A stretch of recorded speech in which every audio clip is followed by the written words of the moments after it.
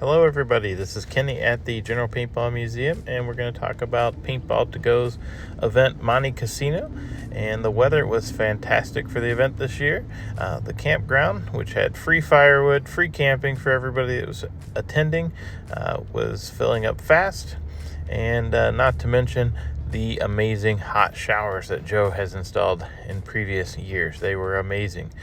Joe also built with his wood a museum for us this year under the pavilion. It was a fantastic building, and we greatly appreciate all of his hard work. The rain came in on Thursday, thankfully. And then we also had Mark Davis visiting us and commanding, and he brought his amazing works of art. This is one of his more recent Trump edition markers. We had a great briefing, and it's hard to get people to always attend the morning safety briefing, so they did free giveaways to lure people back in, which was fantastic.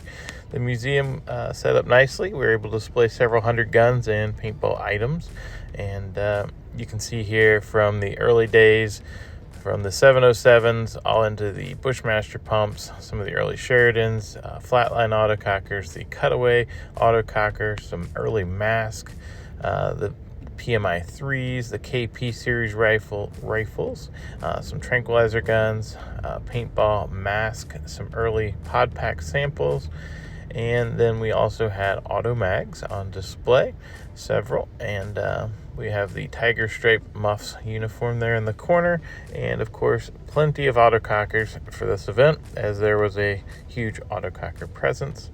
You can see everything from Bud Orr's personal marker all the way up to the early pump markers in the Sniper series.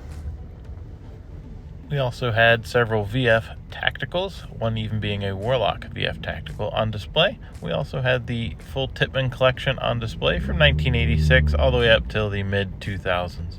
Then we had some Spider clones and some handguns, along with the first 65 Spiders that came out.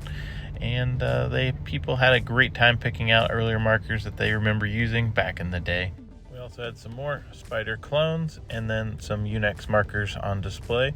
But let's not forget the Mark Davis Mark 1 and the Triggernomics markers there on display, along with the Mark 5, some sticker boards, some patch boards, and the JCS launcher and the arrow gun, bow and arrow, some rocket launchers from the Oklahoma D-Day, and some early Brass Eagle markers, including the Rainmaker, and then some more apparel, followed by a Gramps and Grizzly, the original mask, and another Triggernomics marker that we've been raffling off for our GoFundMe, which we greatly appreciate all the generous donations.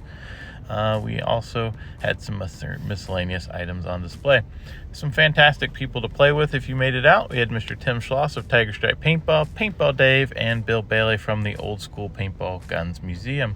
Up on stage at the final ceremony, you can see all the giveaways. And speaking of giveaways, we did raffle off the Triggernomics autococker for our GoFundMe, which we greatly appreciate the generous donation from Dan from Triggernomics for the marker and everybody that contributed. Mark Shu was the winner and generously donated the marker back to us. We did raise a whopping $3,266, and we thank every one of you that contributed to make this possible. Thanks for watching. Thanks for your support.